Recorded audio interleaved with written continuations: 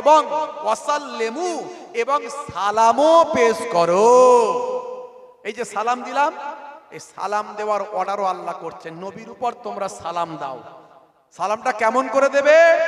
তাসলিমা, সম্মানের সঙ্গে। জোরে বলুন সুবহানাল্লাহ। কেউ বলছে আমরা দাঁড়িয়ে দাঁড়িয়ে নবীকে সালাম দিই, এটাই আমাদের সম্মান। কেউ বলছে আমরা বসে বসে নবীকে সালাম দিই, এটাই আমাদের সম্মান। কেউ বলছে আমরা শুয়ে শুয়ে নবীকে সালাম দিই, এটাই আমাদের সম্মান। আল্লাহ বলেননি দাঁড়িয়ে দাও সালাম, কি বসে দাও, কি শুয়ে দাও। আল্লাহ বলেছেন সম্মানের সঙ্গে দাও।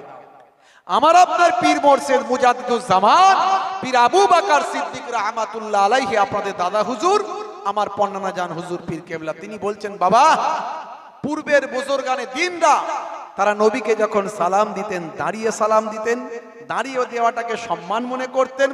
আমিও দাঁড়িয়ে দেওয়াটাকে সম্মান মনে করি, নবীর ক্ষেত্রে দাঁড়িয়ে দেওয়াটাই সম্মানের। তোমরা যারা আমাকে ভালোবাসো দাঁড়িয়ে সালাম দেবে। যে বসে দেয় তাকে হাত ধরে তুলবে না, যে দাঁড়িয়ে দেয় কেউ যেন তাকে হাত ধরে বসিয়ে না দেয়। এই সালাম কিয়াম নিয়ে ঝগড়া অশান্তি করো না। জোরে বলুন সুবহানাল্লাহ। এই জন্যে আমি আমার দাদা হুজুর কেবলার আদর্শকে ভালোবাসি। সেই ফ্যামিলির সেই খানদানের নাতি বলে নয়।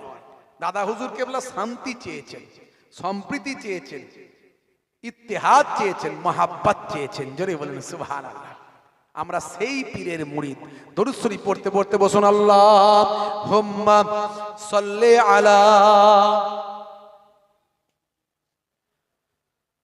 মাওলানা মুহাম্মদ ওয়া আলা আলি।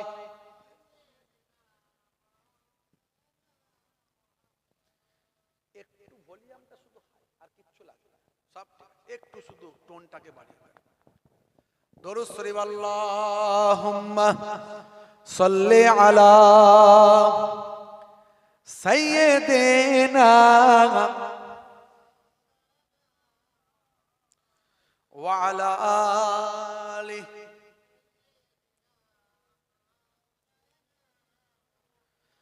আমি গোলাম তোমার হে পরওয়ার,